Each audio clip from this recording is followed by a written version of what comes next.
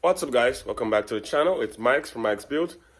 I'm going to show you quickly how to change your odometer from miles to kilometer per hour or from kilometer per hour to miles per hour. I just came back from a ride. I stopped, I was on the way.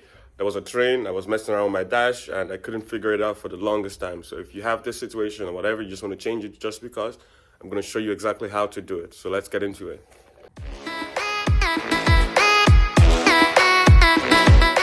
Alright, so here's the bike. I put the key in the ignition, and right now, as you can see, it's in kilometers.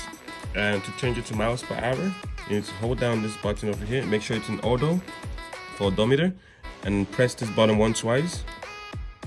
So it changes to miles per hour. To change it back, you hold down the top one, press the bottom one twice, and like that, you have kilometer back.